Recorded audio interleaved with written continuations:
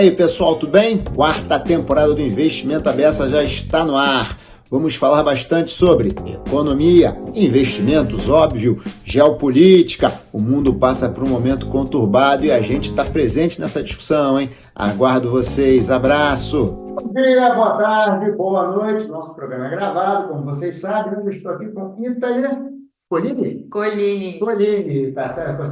Colini, fiquei perguntar mesmo. Ítala, super obrigado por estar aqui. Muito Obrigada obrigado pelo mesmo. convite. Isso, super obrigado. Bem, a gente vai falar um pouquinho sobre o ESG, mas não necessariamente só sobre isso. A Ítala vai explicar melhor. Ítala, por favor, você apresenta. Claro, gente, muito bom estar aqui. Obrigada pelo convite. Eu sou a Ítala, eu sou economista de formação. Comecei minha carreira no mercado financeiro tradicional, né? Passei por áreas como análise de crédito, trading, fusões e aquisições.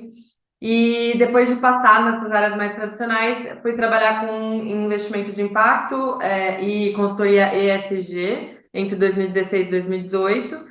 E aí, em 2018, eu tive a oportunidade de começar a liderar as operações da 500 Global no Brasil. Antes era chamada 500 Startups. E a 500 é um fundo de venture capital e uma aceleradora americana, né? Eu fiquei lá de 2018 até janeiro desse ano. Então, lá eu aprendi muito sobre investimento em startups e investimento em fundos de venture capital, falando mais aqui, né, de um meio de investimento privado, né? São ofertas fechadas, oportunidades que vêm através de relacionamento com potenciais investidores, né? Não são ativos listados em bolsa, como a gente está Um período acostumado. anterior ainda, a empresa mais numa fase embrionária, nascente, um projeto, ainda num projeto, digamos assim. Exatamente, né? Então, eu passei esse tempo lá olhando para investimento em startups de tecnologia e também aceleração de empreendedores. Então, como é que a gente faz para dar o conhecimento, a mentoria necessária para um empreendedor ir mais rápido, né? Para ele testar, errar e aprender mais rápido e aí conseguir chegar num modelo de negócio que faz sentido, né? Encontrar o seu encaixe do produto com o mercado e aí sim ter uma empresa que cresce, que se consolida e aí um dia pode abrir capital na bolsa e ser ali uma oferta para o pessoal que está acostumado a investir em renda variável. Então eu estou num momento bem anterior a esse. Sim, mas nesse momento anterior, você tem algum foco essas empresas, essas startups? Tem Bom, um então, foco? antes eu trabalhava com uma tese bastante ampla, que a gente chama de né, agnóstico em vertical, ou seja, Tá. eu investi em qualquer vertical. Desde janeiro, eu trabalho na Potência Ventures, que é um fundo de impacto que olha para educação e empregabilidade. Então, hoje, as startups que eu busco investir são startups que têm, de alguma maneira, impacto em educação ou empregabilidade. Não quer dizer que vão ser só edtechs ou só agertechs, né? Você pode ter também, por exemplo, uma fintech que faz serviços de financiamento de curso que está impactando a educação de alguma maneira. Tá. Então, a gente tem, digamos assim, certa flexibilidade em relação a setor, se houver um impacto comprovado na educação e na empregabilidade, que é a nossa tese principal, e a gente investe em estágio semente e série A. Isso significa que a gente investe rodadas, né? Geralmente aí rodadas entre 1 milhão até 10 milhões de dólares, sendo que o nosso cheque varia entre 100 mil dólares e até 2 milhões de dólares. Então, nós somos um fundo internacional, a gente investe no Brasil, nos países da América Latina também, né? A gente tem investimento na Argentina, na Colômbia, no México, no Peru. A gente investe nos Estados Unidos e temos investimento na Índia e na África, mas agora, nesse momento, a gente está focando mais em Brasil e América Latina, tá? Bastante coisa aí, Thaís. Tem Nossa, bastante coisa. Então, o portfólio da Potência, ele é interessante porque ele é um portfólio híbrido. Ele tem investimentos em outros fundos de venture capital e também em startups. Na nossa tese para fundos, a gente já investiu em mais de 20 fundos dentre eles a Vox Capital aqui no Brasil, a Good Karma Ventures também é uma brasileira de impacto, a própria 500 no México, né, a 500 Latam, a gente é investidor também, e na tese de investimento em startups, a gente tem 16 startups agora. Tá. Todos são de impacto? Todas as startups são de impacto. Tá. Já os fundos de venture capital, eles não necessariamente têm que ser de impacto, mas ele tem que ter alguma relação com a nossa tese. Então, às vezes, ele não é um fundo de impacto, mas ele é um fundo que investe pesadamente em educação. E aí existe essa troca de conhecimento com esses gestores de fundo. Por exemplo, a All Ventures é um dos maiores fundos de venture capital de educação no mundo, mas não é um fundo de impacto, embora tenha impacto na educação através dos seus negócios, são negócios mais tradicionais, né? Voltados mais para o setor privado e tudo mais. Pô, bem bacana, hein? Nessa pegada, eu posso dizer que a gente está falando muito da perna do S, do SG, não? Bom, e aí passa uma segunda que é a questão da diversidade e inclusão também. E essa é uma pergunta muito interessante que eu fiz um material semana passada sobre isso, que é qual que é a diferença entre ESG e impacto, né? Boa! Então, ESG é uma coisa e investimento de impacto é outra coisa. ESG, as questões ESG e o framework, né, a metodologia para você olhar para questões ambientais, sociais e de governança, elas vieram através de digamos assim, uma ferramenta de análise de ativos. Então, isso veio muito mais num objetivo de você mensurar o risco de um potencial desastre como o de Mariana para Vale, por exemplo. Né? Então, eu estou olhando mais... O ESG, ele foi construído historicamente mais olhando para o risco. Eu preciso mapear e mensurar o risco que certas organizações têm ao não gerirem bem as questões ambientais, sociais e de governança. É diferente de você fazer investimento de impacto onde eu só invisto em negócios que nasceram para resolver problemas sociais. Então, você vê que tem dois viéses aqui. O primeiro é de mitigação de risco, que é o ESG. Eu olho para mitigar riscos e ter melhores processos. E começou a ser desenvolvido com o olhar do mercado público, do mercado de capitais, né, aberto. Ou seja, eu olho para isso, vou olhar uma Vale, por exemplo. Quando eu trabalhei na Cital, né, com consultoria ESG, eu lembro que lá a gente tinha uma metodologia para aferir quanto poderia cair a ação da Vale dentro da gestão da Asset Management lá do Itaú, num caso de desastre. Né? Então, eu estou olhando aqui para um framework de análise, olhando o potencial de queda ou valorização dos ativos de acordo com esses critérios que eu estou te falando. Ou seja, qual é o risco dessa questão? É SOG naquele business, portanto, na desvalorização daquele ativo. Exato. Tá. Enquanto que o investimento de impacto, ele é intencional. Então, eu não vou... tipo assim, eu posso ter uma análise ESG em um negócio de impacto ou em um investimento de impacto, tá? Mas o contrário não necessariamente. Não necessariamente eu posso dizer que uma empresa que faz políticas, né, e gestão ESG, eu posso dizer que ela é uma empresa de impacto. Não necessariamente. Da própria Vale que você citou, é difícil pensar com um monstro daquele tamanho. Então, é só para as pessoas, para quem está ouvindo a gente também conseguir entender e diferenciar, que quando a gente está falando de ESG, a gente geralmente está falando de uma ferramenta de análise, de formação de processos, de mensuração das externalidades das empresas. Então, se eu olho para a questão ambiental, eu estou querendo mensurar o quanto que uma indústria está emitindo de gás CO2. Se eu olho para a questão do S, e eu estou usando um framework ESG, eu estou querendo mensurar o quanto aquela indústria está impactando na comunidade ao redor dela. É diferente de eu buscar uma empresa que resolve um problema social e eu só investir em empresas que têm essa intencionalidade de resolver um problema social. Ficou clara essa diferença? Muito clara. Agora, aquela pergunta que não quer dar. Isso teria retorno financeiro ou a gente estaria fazendo um investimento de impacto sempre com a pegada da minha cota de altruísta? Ótima pergunta. Sempre que a gente está falando de investimento de impacto, a gente está falando de alguma expectativa de retorno, não necessariamente é um retorno igual ao de mercado, né? Igual Tipo assim, ao eu não vou retorno pagar para, não comercial. vou pagar um CDI para você, não é isso? Mas quando eu estou falando de venture capital de impacto, eu estou buscando um retorno de venture capital mesmo, que é um retorno expressivo, né? Com Três, impacto.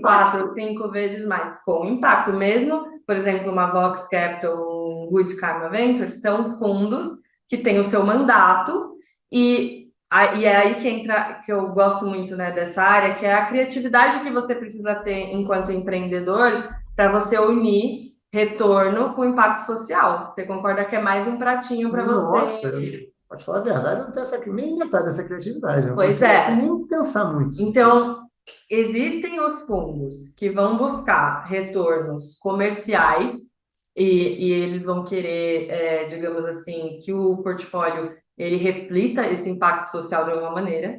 E existem os fundos, as iniciativas que vão fazer um retorno, digamos assim, subsidiado. Então, eu quero fazer um empréstimo. Na Cital, e quando eu trabalhei lá, a gente fazia bastante empréstimo social.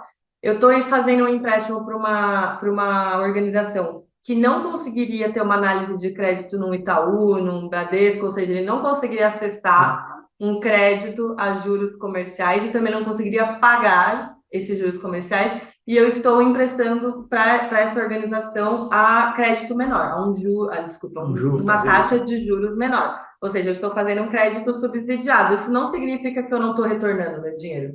Eu estou retornando, mas eu estou retornando com uma expectativa ligeiramente abaixo do mercado. Quero que fique claro aqui para quem está ouvindo a gente que são diferentes opções.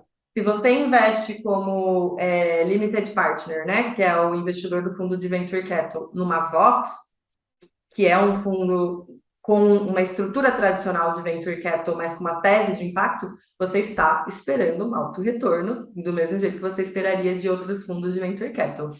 Quando você faz um empréstimo, por exemplo, pela plataforma de empréstimo coletivo da Cital, onde você, pessoa física, pode emprestar por organizações, por exemplo, uma associação, uma cooperativa de mulheres castanheiras na Amazônia, e você empresta o seu dinheiro, você está esperando que o seu dinheiro volte, mas você não está querendo a usura, né? Que eles falam, você não está querendo a mesma taxa de juros que o banco cobraria dessa associação. Então, é preciso entender que o investimento de impacto ele olha para o retorno desse capital, mas ele tem diversidade em relação ao retorno sobre classes de ativo e também sobre a intenção que você tem com aquele capital. Você pode ter o seu patrimônio de 100% do seu patrimônio, você pode usar 5 a 10% para estar num crédito rotativo de juros baixos, e o resto você pode estar alocando em coisas que vão te dar muito retorno. Então, uma coisa que eu acho que tem que ficar bem clara também para quem nos ouve, é que é possível ser investidor, construir um patrimônio relevante e ainda assim alocar o seu dinheiro em frentes, né, em iniciativas, em negócios que estão ajudando a melhorar o mundo, além de ter o seu dinheiro de volta. Não é só doação, não é só filantropia que vai te ajudar a colocar seu dinheiro em boas ações, É sabe? interessante, você tem tanto investimento, você colocou que tem tanto investimento de impacto que tem retorno de mercado, vamos chamar assim, Uhum. como tem um investimento que tem um impacto, mas não tem. Você pode entrar isso aqui na sua cota altruísta, que vai ter Uhum. um retorno, mas você não está doando dinheiro, você está fazendo, digamos, a roda girar com algum retorno, Exato. e esse aqui você quer retorno. E os dois podem ter impacto. E pode ter um outro tanto da sua ficha de alocação que não tem nada a ver nem uma coisa nem com a outra, né? E Não tudo são. isso pode estar dentro de uma estratégia de longo prazo, onde você tem o objetivo de aumentar o seu patrimônio, mas também o objetivo de deixar, que eu acho que é isso que envolve as pessoas no investimento de impacto também. Conseguir deixar sua impressão no mundo, ou seja, conseguir fazer com que o seu dinheiro esteja movimentando modelos de negócios que são colaborativos e não predatórios. Então, Legal, eu gostei disso. muitos dos investidores de impacto começam a se envolver porque percebem, eu quero botar o meu dinheiro onde eu acho que está mais construindo um mundo melhor do que criando externalidades negativas. Então, é um pouco disso, né, da onde vem essa história de ser investidor de impacto, tá? Agora vai aquela pergunta. Tem mais investidores hoje? Como é que você está vendo esse mercado hoje? Porque assim, aquela velha história, né? Outro dia eu vi alguém falando, não, porque isso é bonito, mas não sei, né? Então, assim, tem gente investindo ou tem muita gente falando só? Tem muita gente investindo. Se não me engano, eu tinha pego o dado desse, mas eu acho que era algo como mais de 1 trilhão de dólares já no mundo, olhando para investimento de impacto. E no Brasil eu não lembro, mas vai sair, tem um relatório da Aspen Network, né, que geralmente publica um relatório de investimento de impacto para Brasil e América Latina. E eles mostram também a cada ano esse crescimento. O que acontece? Tem alguns fatores aqui, né? Eu acho que primeiro a mudança geracional está afetando Pessoas mais jovens têm mais um propósito, uma coisa mais. Isso que você vê de querer ter propósito para trabalhar, isso também aconteceu no empreendedorismo. Então, né, quando eu entrei na faculdade querendo sair de lá uma banqueira milionária. Quando eu estava saindo, quando eu estava saindo da faculdade, as pessoas que estavam entrando querendo sair empreendendo socialmente. Então, eu senti 4 essa anos? diferença. Não, eu fiquei 6 anos Tá bom, na não, faculdade, tá. mas foi um tempo, Mas tudo bem, né? 6 anos. Só que assim, o empreendedorismo social, o investimento de impacto, ele tem sido discutido, eu acho que assim, internacionalmente já faz uns 20 anos, e no Brasil amadurecido mais forte nos últimos 10 anos, né? Se eu olhar, o primeiro fundo de impacto social que foi a Vox Capital foi fundado em 2009, então tem o que, 13 anos? 13 anos. Então, é pouco tempo, mas eu sinto que a questão geracional das pessoas quererem estar mais envolvidas com um trabalho onde elas veem o impacto do que elas estão fazendo, está mudando o perfil de quem empreende. A alocação, os grandes alocadores de recursos, você olha para uma BlackRock, por exemplo, que, né, emite uma carta, o Larry vai lá e escreve uma carta falando, cara, a nossa política de alocação de recurso vai prezar por olhar os impactos social e ambiental, né, e de governança. Então você começa a ter os grandes alocadores fazendo uma pressão para que o portfólio dos fundos onde eles investem comecem a olhar para isso. Pode ser que não seja um portfólio especificamente de impacto, mas vai ter uma pressão para ter um processo ESG. Por exemplo, o meu portfólio é tradicional, mas eu tenho métricas de CO2, eu tenho métricas de eliminação de resíduos sólidos ou não, isso tudo para o ambiental. Para o social, eu tenho métricas para saber se tem diversidade na empresa ou não, eu tenho métricas para entender qual que é a diferença, desigualdade salarial, né, entre o que ganha menos e o que ganha mais nessa empresa. Isso começa a ter uma discussão também sobre o modelo de capitalismo que a gente quer. E na parte de governança, eu começo a ter métricas para entender quais são as obrigações do board, o que faz cada grupo de liderança da empresa. Então, eu posso ter um portfólio completamente tradicional onde se aplica a metodologia de análise ESG para eu entender onde eu preciso melhorar ou onde eu preciso mitigar riscos. Então, eu estou sempre aqui, né, conversando com uma galera que é do mundo tradicional e que quer melhorar os processos, tá mais atualizado, começar a atrair dinheiro, capital verde, que, né, tipo, precisa olhar para isso. E eu também tenho um grupo de pessoas que estão puro impacto, desde o começo eu quero causar impacto social, mas eu uso a metodologia ESG para conseguir mostrar, para conseguir metrificar onde eu estou chegando e como eu estou chegando. Então, eu sinto que ambos os grupos estão crescendo. O impacto também usando as mesmas técnicas, assim, é mais ou menos a mesma, assim, você tem um arcabouço aqui que dá para usar. Então, isso é algo muito legal da gente conversar também, sobre por quê? A gente não tem igual o gap né? Por exemplo, aqui no Brasil a gente tem as regras contábeis. Internacionalmente a gente tem as regras do gap, que é como que você faz as demonstrações financeiras de um jeito internacional. Não existe isso para métricas ESG e nem para métricas de impacto. Tá bom. Então, hoje existe essa discussão em diversos grupos, inclusive. Por exemplo, o Principles for Responsible Investment é uma sugestão de método para conseguir mensurar se os seus investimentos estão se aproximando ou não, estão melhor ou não do ponto de vista ESG. Mas ela é uma sugestão que um grupo de estudiosos e também executivos de mercado criaram. O GIIN, que é o Global Impact Investing Network, criou também uma metodologia onde eles querem discutir como metrificar o impacto. Então, o que eu quero dizer com isso? Eu quero dizer que a gente está aqui assim, a gente está um do lado do outro e por enquanto a gente está numa efervescência de discutir o que a gente precisa padronizar e como, né? Como é que a gente vai padronizar isso? Porque eu acredito muito nisso, tá? A questão ESG é uma questão de tendência de longo prazo. Não é que ela é uma moda que as pessoas vão falar de ESG nos próximos 5 anos e depois vai sumir. Tá bom. Não.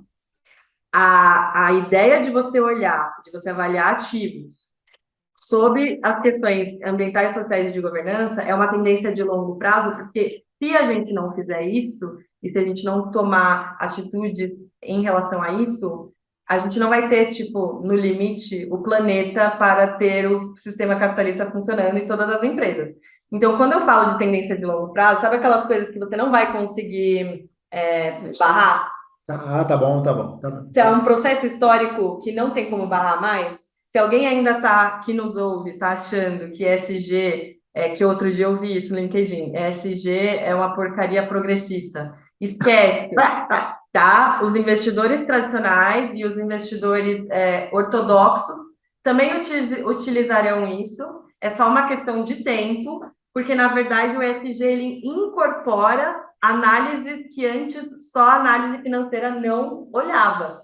Ele incorpora justamente esse negócio das externalidades. Então, eu não estou olhando só para o meu impacto no bolso do meu acionista. Eu estou olhando para o impacto em diversas frentes, né? Social, ambiental e de governança, porque eu preciso que o externo, eu preciso que todo o ecossistema em volta da minha empresa e da minha sociedade se mantenham. E as empresas elas podem contribuir para manter ou contribuir para destruir mais rápido. E o que o ESG, o que as pessoas que trabalham com ESG querem fazer é justamente começar a ter uma metodologia para que a gente entenda como a gente pode fazer isso junto mais rápido. Como é que a gente pode barrar o crescimento da temperatura da Terra mais rápido?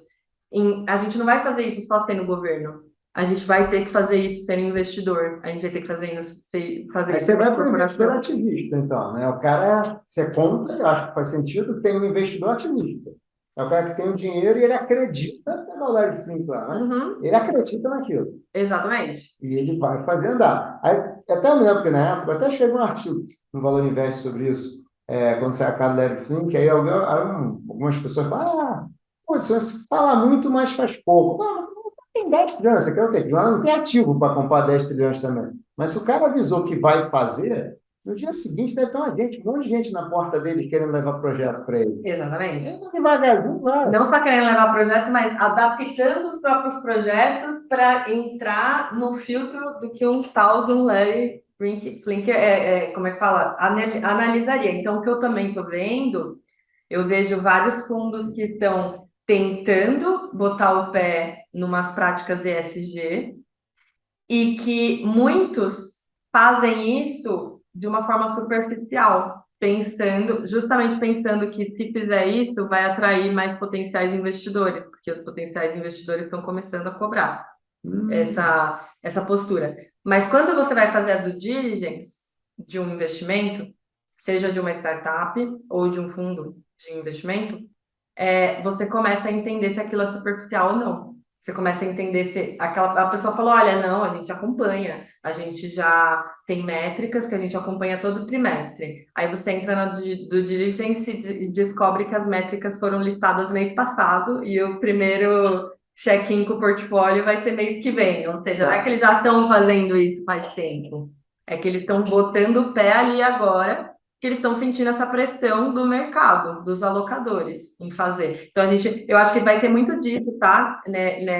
Assim, nos últimos 2 anos, você deve ter visto que o tema ESG deu uma explodida, né? Sim. Quando qualquer tema explode, você tem como é que fala? Você tem a diluição do significado desse tema nos diversos meios, nos diversos grupos, porque as pessoas começam a ter tanta informação sobre aquilo, e de uma maneira, às vezes, muito superficial, que elas não sabem o que é realmente. Tanto que elas confundem bastante essa questão do ESG com o investimento de impacto. Então, essa é só uma das coisas, das confusões que estão surgindo pelos novos temas. E é normal, tá? Eu acho que é super normal a gente ter esse período de transição, onde a gente não sabe muito bem do que as pessoas estão falando, e às vezes a gente até, alguns preconceituosos, né, olham para isso como tipo, ai, quer mudar todos os meus processos? Pelo amor de Deus, agora não vem com essa bobajada para mudar meus processos. Mas acho que uma vez que você entende o fundamento e o porquê a indústria como um todo está caminhando para isso, aí você fica um pouco mais munido para fazer as mudanças que você precisa no seu próprio portfólio. E me diga uma coisa, você tem uma presença muito forte em startup, né?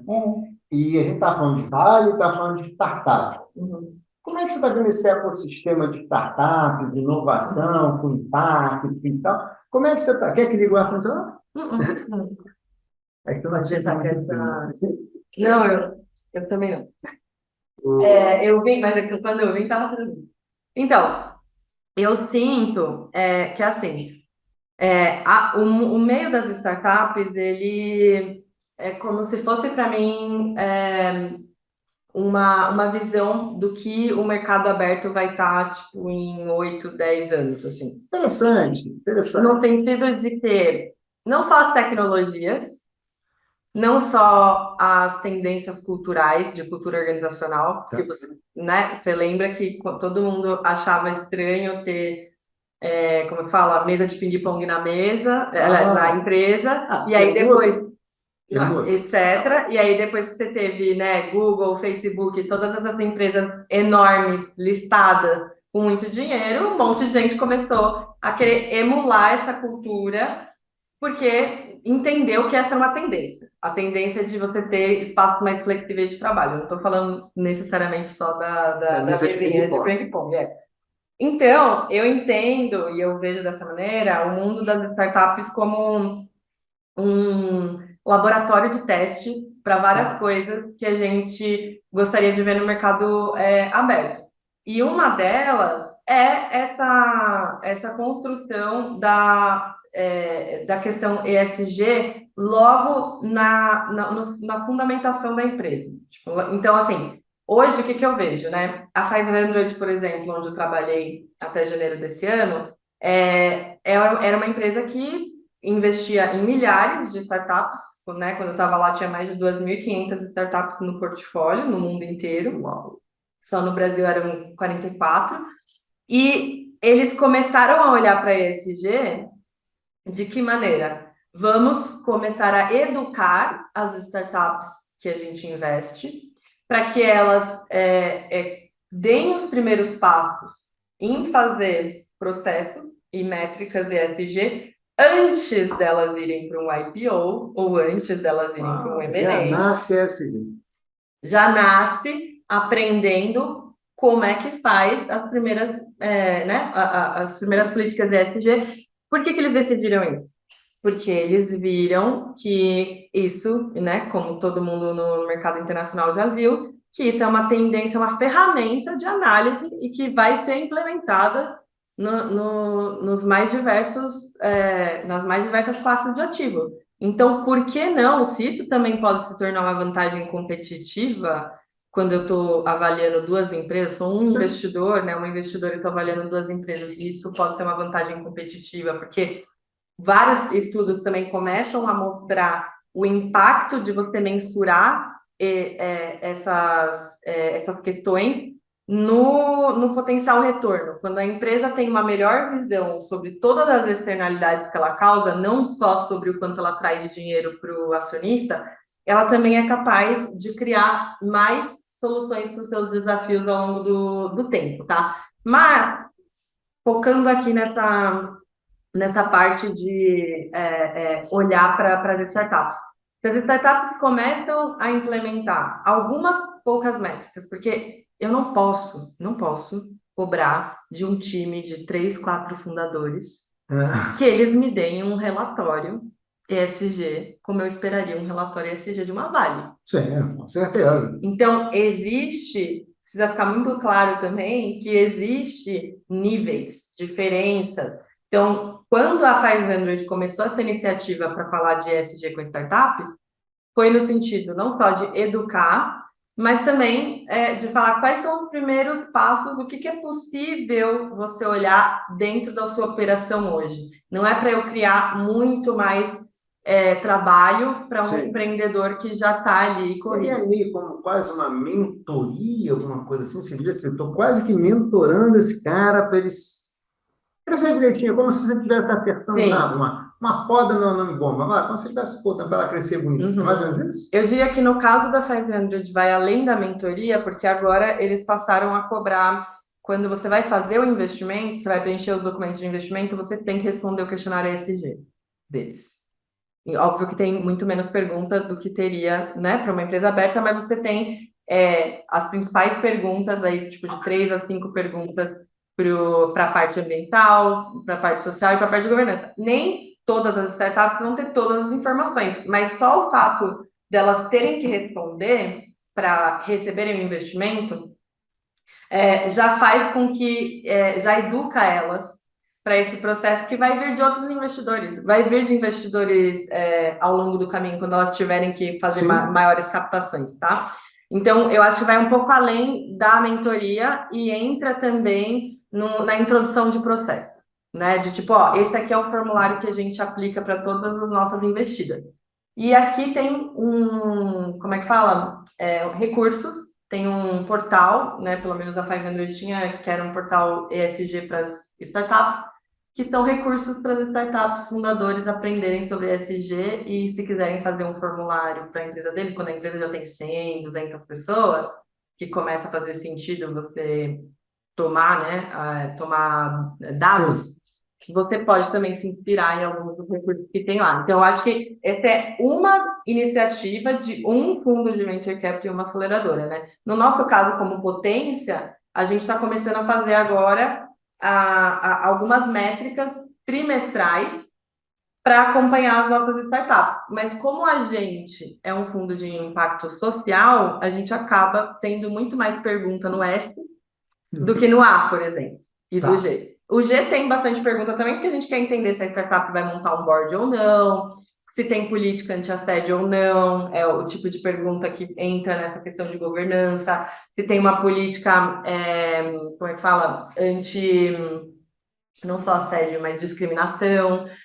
Então, assim, você tem várias perguntas que você pode fazer, e no nosso caso, enquanto Potência Ventures, a gente começa a inserir perguntas no check-up trimestral que a gente faz com as empresas, a gente começa a inserir perguntas que estão nesse guarda-chuva ESG. Ainda são pequenos passos, mas são passos importantes para a gente conseguir construir um portfólio que está interessado, preocupado com essas questões, tá? Dentro desse não sei se a pergunta é exatamente essa, tá? Mas você me corrige. Dentro desse guarda-chuva, desse S, quais são os indicadores de impacto relevante? Porque eu estou imaginando que o impacto tem mais a ver com essa, deve ter com outras dimensões também, ok. Mas o que são? Sim, diversidade, desigualdade, quais são os grandes indicadores que você vê? Então, sim, diversidade e desigualdade, né, estão entre eles, e eu acho que depende um pouco de qual metodologia você está olhando. Então, por exemplo, Se você vai querer uma certificação do Sistema B, você já ouviu essa Já palavra ouvi sobre o falar, Sistema B? pode explicar. Então, o Sistema B é uma rede, né, uma certificação para empresas que querem se posicionar e também fazer ações para melhorar como eu falo, o seu relacionamento com todos os stakeholders. Tá, Que vendo um pouco da discussão de capitalismo de stakeholders, não sei se você já ouviu falar. já. Então, quando você vai preencher o formulário do Sistema B, tipo, você é uma empresa e eu quero ver se eu É consigo uma me certificação, como certificar. se fosse um selo. Exato. Tá. É como se fosse exatamente isso. Então, eu quero me certificar como empresa B. Eu começo lá a responder. Eu entro na parte do S e eu tenho perguntas muito interessantes, como, por exemplo, qual é a diferença entre a pessoa que ganha menos e a pessoa que ganha mais na empresa? E aí você tem que responder 2 vezes, 3 vezes, mais de 30 vezes. Tipo, por exemplo, você olha para uma Vale, provavelmente a resposta seria mais de 30 vezes, porque o CEO e o analista júnior deve ter essa diferença. Mas tem empresas que já começam a olhar para isso como, tipo, esse é um incentivo para eu. Tipo, por que que o CEO tem que ganhar 30, 50 vezes mais que a pessoa que ganha menos? Tipo, ele realmente trabalha 30 vezes mais? Tipo, qual é a... Existe essa discussão, né? Com certeza. Então, algumas métricas que eu já vi de metodologias diferentes abordam não só a diversidade de gênero, de raça, de situação econômica, de região também e de idade. São essas métricas que eu vejo mais. E aí eu estou olhando não só a diversidade na empresa inteira, mas na liderança. E um relatório recente da McKinsey, acho que de 2021, que chama Diversity Matters, mostrou que as empresas de capital aberto, né, analisadas por eles, que tinham mais diversidade de gênero na liderança, ou seja, de gerente para cima, deram 15% a mais de lucro líquido em comparação com as que tinham menos diversidade. E as empresas também de capital aberto, que tinham mais diversidade racial na liderança, deram 35% mais. Uau! Olha, eu me manda esse relatório. Mando, chama Diversity Matters da McKinsey. Então, olhando para o mercado aberto aqui, tá? Então, o que eu quero dizer com isso? Quero dizer que dentro do S, você vai olhar para métricas que façam sentido com a organização que você está olhando. Se você está olhando para uma grande organização, como uma multinacional, e você vai olhar para a diversidade, você provavelmente vai olhar diversidade no todo, diversidade na liderança Tá e bom. diversidade no board. São 3 KPIs, tá vendo? E aí você vai medir se tem no sistema B, se não me engano, você tem um incentivo para que que você tenha o board da sua empresa tenha como é que fala? Uma proporção mínima de mulheres, ou uma proporção mínima de pessoas negras. Então, são algumas discussões que a gente tem dentro desse S, tá? Uma outra coisa que entra no S, o impacto o impacto da empresa na comunidade que ela está ao entorno, que é diferente de funcionário. É diferente Tá de bom. você ter funcionário diverso ou não. De novo, no exemplo da Vale. Quais são as ações que a Vale tem perto das plantas, né, industriais dela, com as comunidades que estão no entorno? Ela tem ações de educação, ela tem ações de empregabilidade. Tem a ver com melhorar o entorno, né? Tem a Tem ver com... chega lá, estraga tudo, né? De novo, tem a ver com externalidade. Eu estou reduzindo ou mitigando a externalidade que a presença da minha fábrica causa ali, Sim. tá? Mas pode dizer também que está ajudando a melhorar, né? Está reduzindo, mas também está ajudando a melhorar, da educação, alguma coisa que torne a vida daquelas pessoas mais digna. Sim, eu acho que esse negócio, né, tá despiorando ou ajudando a melhorar. Eu acho que conversa muito com a ideia do impacto líquido, porque toda empresa tem impacto. Tá bom. Resta saber se ele é líquido positivo ou líquido negativo. Sim, Então, toda empresa vai causar um impacto no mundo, né? Se a gente olha só para os ácidos de Mariana, ele é líquido completamente Sim. negativo. Tá. Mas se a gente olha para tudo que a Vale construiu de crescimento econômico, geração de empregos, pode ser que o impacto líquido não seja negativo. Quem é, Sim, quem é que pode dizer isso? Quem é que pode analisar isso? Daí vem essa discussão das ferramentas ESG para você eu analisar. adorei essa parte. Então, tipo, é muito nesse sentido de, tipo, eu quero entender se no final das contas, essa empresa está fazendo bem ou está fazendo mal. Mais bem do que mal, né? Ou mais mal do que bem. Então, eu acho que essa discussão do ESG, ela vem de uma vontade de metrificar o impacto líquido das empresas, entendeu? Ah, tá. E aí você metrificando isso, você consegue dar alguma orientação, né? Primeiro você consegue comparar as empresas. Exato. Depois, comparando, você começa a poder criar os incentivos, né? Até com os próprios investidores. Ah, imagina um ranking, né? Você está melhor. Uhum. Vai receber o meu aporte aqui. Exatamente. E a gente, enquanto investidor, e eu acho que isso é muito importante na responsabilização do investidor, é a gente, enquanto investidor, independente se é ação, né, em bolsa ou se é uma startup que você entra ali como investidor anjo. É a nossa responsabilidade, enquanto olhar para essas novas ferramentas e essas discussões e se envolver nelas, porque na verdade elas não estão aí para prejudicar os nossos ganhos.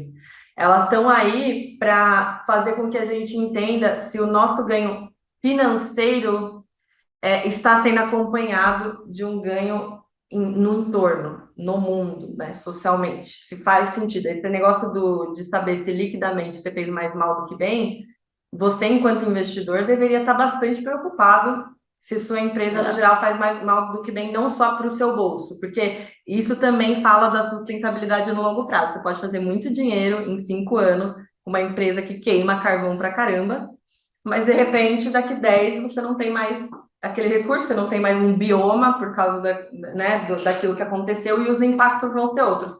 Então, a questão ESG, ela traz essa ideia de vamos quantificar o quanto que a gente está causando no mundo, além do que está entrando no nosso bolso, porque isso também vai fazer com que a gente se mantenha aqui por mais tempo.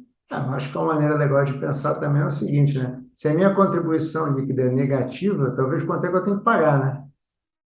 Exatamente. Quanto é que eu vou pagar, já que eu estou contribuindo liquidamente negativo? Tá bom, estou trazendo emprego, tá, mas estou poluindo para cá, não estou acabando com o bioma, peraí. Da onde que vem? Tipo, isso está muito relacionado com o mercado de crédito de carbono. Ah, O verdade. mercado de crédito de carbono, ele só foi criado porque existiu esse entendimento de que algumas empresas vão ser sempre, por exemplo, uma empresa de energia eólica, ela vai estar sempre sendo positiva nos KPIs ambientais, e Certo. uma empresa que... Térmicas, térmicas, né? Você faz térmicas, né? Exatamente. Né? Uma outra só vai ter um impacto negativo. Como é que eu vou extinguir as empresas que só têm impacto negativo nesse mundo que a gente vive? Na prática, não é possível. Eu não vou extinguir as petroleiras, eu não vou extinguir as empresas de combustíveis fósseis, mas o que eu posso fazer é incentivar as energias limpas e fazer essa compensação do crédito de carbono. Se isso é o suficiente para manter, né, a Ah, nossa sim. vida na Terra, não sei. Mas eu acho que é legal essa discussão do líquido, né? O que a gente está mais contribuindo ou mais prejudicando? E no caso do crédito de carbono, isso já está avançando muito, tanto que dentro da questão ESG, o mais avançado é o E. Tipo, Tá. as ações que estão em mais velocidade e que ganham, como é que fala? Ganham incentivos fiscais, ganham projetos governamentais e visibilidade, são as questões que olham para o A. Mas a gente não pode esquecer do S e do G aí também, não. Tá. Itali, infelizmente, como a gente já sabe, a gente tem um limite aqui. Então, deixa eu fazer uma última pergunta. Tendências, o que que você acha? Veio para ficar. Em que passo você acha que vai andar isso? Então, ó, é a pergunta de US$ 1 milhão, né? Eu acho que a tendência está dada. Eu acho que, com exceção de momentos de guerra e grandes conflitos onde existe esse, como é que fala? esse espaço de esquecimento das questões de longo prazo, eu acho que talvez isso possa, como é que fala, deixar as mudanças um pouco mais lentas, se a gente tiver a simplificação desses problemas sociopolíticos, tá? Ou geopolíticos. Mas, tudo mantendo, né? Como eu Tudo falo, mais constante? tudo mais constante, eu acho que essa é uma tendência que está crescendo rápido. Assim, eu diria, né? Você já tem o BlackRock falando disso, você já tem os grandes alocadores falando disso. Eu diria que é uma questão de tempo, talvez até menos que 5 anos, para a gente ter como é que fala? Um acordo internacional sobre métricas que a gente possa usar nos investimentos ESG, sabe? Tipo, ter um padrão como se fosse o gap, né, do que a gente tem que falar para o mundo enquanto empresa sobre essas métricas. Eu acho que a gente está caminhando para isso, sabe? Para ter uma maior padronização, para a gente poder comparar essas empresas tradicionais, se elas estão fazendo o necessário para mitigar o impacto negativo que elas causam, e as empresas de impacto, se elas estão efetivamente entregando o impacto social que elas se propõem. Então, eu acho que a gente está caminhando para uma maior padronização, para um volume muito maior de assets under management. É isso, Tia. Então, você acha que em algum... Não vai demorar muito que não vou dizer que as pessoas só vão investir em SG, mas daqui a pouco vai ter mais dinheiro migrando para alternativas SG do que não SG. Eu vou te dizer mais, vai ser mais caro investir no modo tradicional e vai ter menos retorno do que você investir em veículos e classes de ativo que estão analisados, monitorados por questões ESG. Então, vai ficar mais caro ao longo do tempo e vai dar menos retorno você não olhar para essas questões do que você olhar. Então, é melhor começar agora. Olha, boa essa, hein? Boa essa. Vou ter que marcar outro papo para continuar essa conversa. Sim, daqui 5 anos a gente volta lá dentro Antes disso. Ítali, adorei a conversa. Muito obrigado, super obrigado mesmo. Você quer deixar uma mensagem final de esperança para quem nos ouve? Obrigada pelo convite, adorei a conversa. Quem quiser pode me acompanhar no LinkedIn, né? Tá lá como Ítali Pedroni Collini. Eu vou continuar falando sobre isso, dando um pouco mais de informação, não só para quem está interessado em impacto, mas para quem está interessado em entender o que são essas questões ESG aí. Então, podem ficar de olho e eu fico à disposição, caso tenham dúvidas também, que eu adoro bater papo aí, pessoal. Obrigada. Ítali, adorei. Muito obrigado. A gente não vai demorar 5 anos antes, vai marcar antes, hein? Boa, combinado. Tá, obrigado. Gente, super obrigado. Mais um episódio de Investimento Aberto. Tchau!